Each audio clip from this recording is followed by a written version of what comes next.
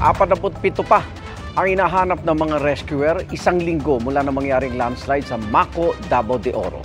Saksi, si Argel Relator ng GMA Regional TV 1 Mindanao. Nakaligtas man sa pagguho, malaking hamon pa rin para kay Zaira ang bumangon at magsimula muli. Sa murang edad kasing 15, siya na ang tatayong magulang ng 2 kapatid. Kabilang kasi ang ina't isa pang nakatatandang kapatid sa mga nasawi sa landslide. Daningon din ako mangugyati. Sabay na lang ta nila mama, sugato na to ang landslide. Matupag-abot na ko sa Prinarya. Nakita na ko sila mama dito.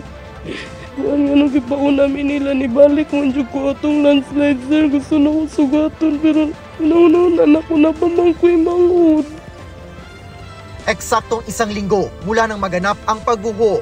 Around 2 o'clock this afternoon, nagkaroon na naman ng ground movement doon sa face ng landslide and it halted our operations.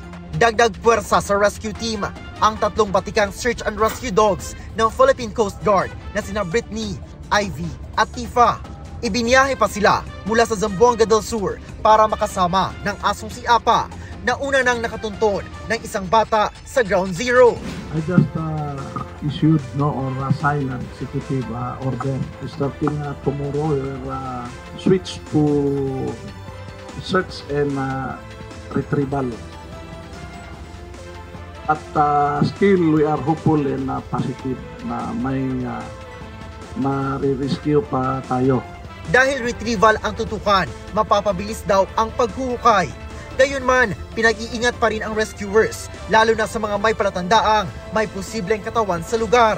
Bagamat nauna nang sinabi ng Mines and Geosciences Bureau na matinding ulan na nagpalambot ng lupa ang sanhi ng pagguho, paiimbestigahan pa rin daw ito ng kinatawan ng 2 distrito ng Davao de Oro sa Kamara. Kahit sabihin natin this is an act of God o sabihin natin this is a calamity, pero there was an existing no-build zone. Kaya titingnan natin kasi there must be a person, public official, responsible for this. Para sa GMA Integrated News, ako si Argel Relator ng GMA Regional TV 1 Mindanao, ang inyong saksi. Ramdam na ang Season of Love sa iba't ibang bahagi ng bansa. Gaya po sa Pampanga kung saan hugis puso ang mga parol sa Abacan Bridge sa Angeles City, gayon din sa Jose Abad Santos Avenue sa San Fernando City. Uso rin ang mga kakaibang regalo gaya ng mga practical bouquet.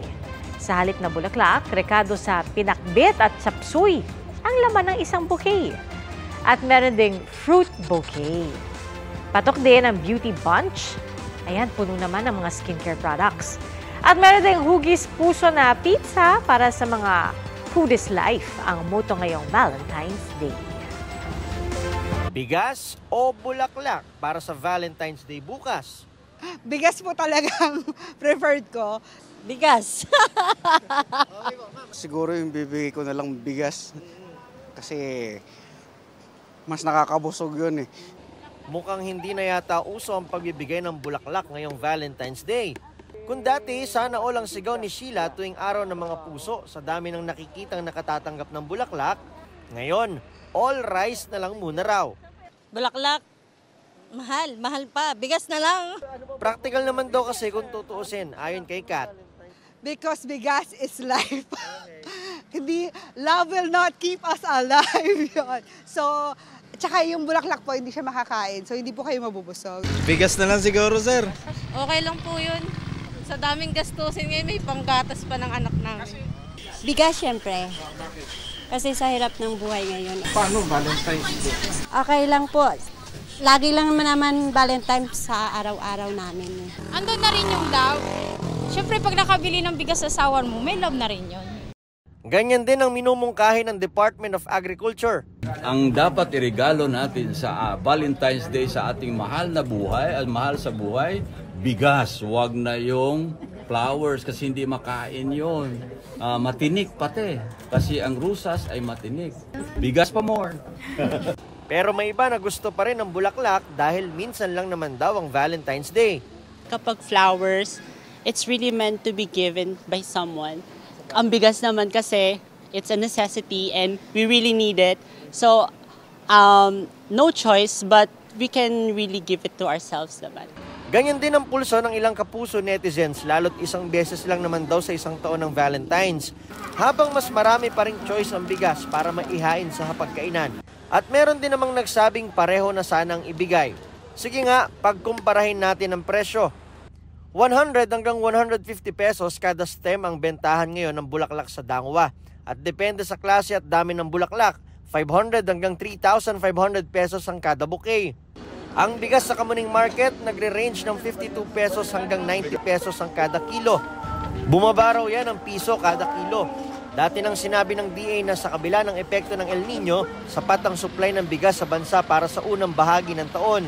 Mura man ang bigas kaysa sa bulaklak, mahal pa rin daw talaga kung tutuusin ang bigas ayon sa grupong Sinag. Mahal din daw kasi ang palay. Kakaroon ng competition even sa mga millers at traders natin kasi yung mga dating nag-i-import o yung mga involved sa importasyon, sumasama sila ngayon sa pagbili ng palay.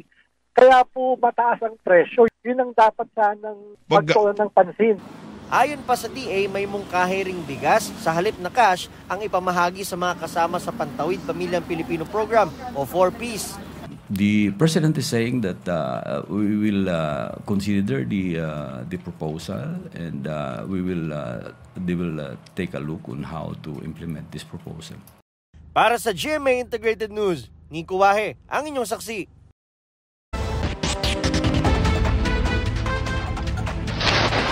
Ganyan po kalakas ang lindol sa El Centro City sa California sa Amerika. Kita sa CCTV ang pagyanig mula sa parking, kalsada hanggang po sa loob ng bahay. May mga nahulog din na mga gamit. Ayon po sa US Geological Survey, 4.8 magnitude ang naitalang lindol. Sa tala ng US Census Bureau noong 2022, may higit 1 milyon ang Pilipino sa California.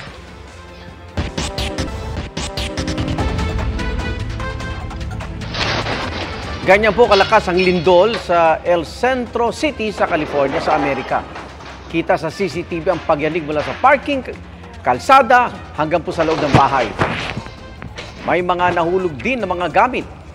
Ayon po sa US Geological Survey, 4.8 magnitude ang naitalang lindol.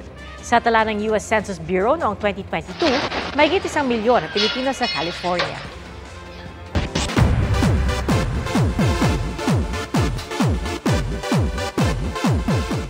May patis si Heart Evangelista para sa renewal of vows nila ni Senator Cheese Escudero.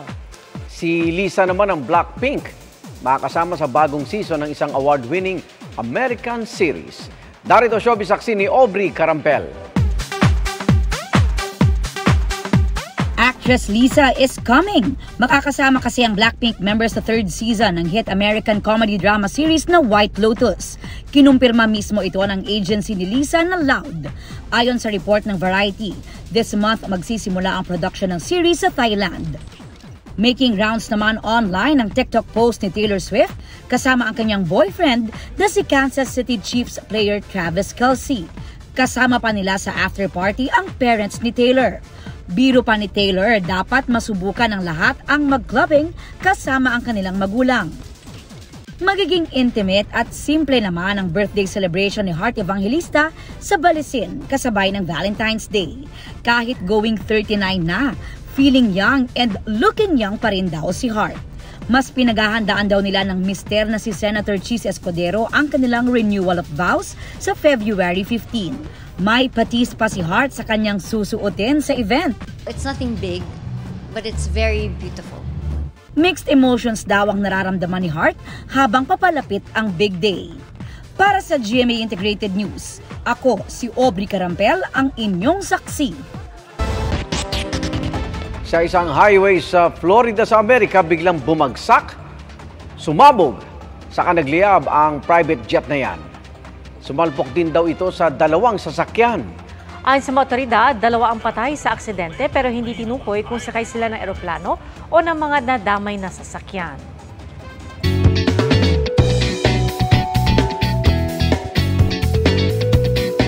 Sa bansa ng K-pop at K-drama, may ibubuga rin ang ilang lola. Ang nakilala nilang talent, pagrarap. 우리가 빠지면 내비 아니지. Meet Suni and the Seven Princesses. Local celebrities kung sila ituring dahil sa edad na 80 pataas, bigay todo sila sa pagrarap. Suot ang astig nilang get-up with all the bling-bling, nakakabilib ang kanilang energy. Sabi nga ng isang lola, nakakabata ang kanilang aktibidad. Kung dati may 150 members lang ang fan group ng grupo, nakilala na rin sila sa iba't ibang bahagi ng South Korea at naimbitahan para mag-perform sa TV shows. Salamat Igan sa inyong pagsaksi. Ako naman Arnold Glavio. At ako po si Pia Arcangel para sa mas malaking misyon at sa mas malawak na paglilingkod sa bayan. Mula sa GMA Integrated News, ang News Authority ng Pilipino. Hanggang bukas, sama-sama tayong magiging saksi!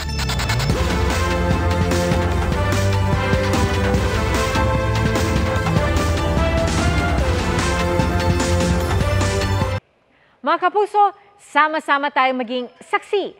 Mag-subscribe sa GMA Integrated News sa YouTube at para sa mga kapuso abroad, samahan niyo kami sa GMA Pinoy TV at sa www.gmanews.tv.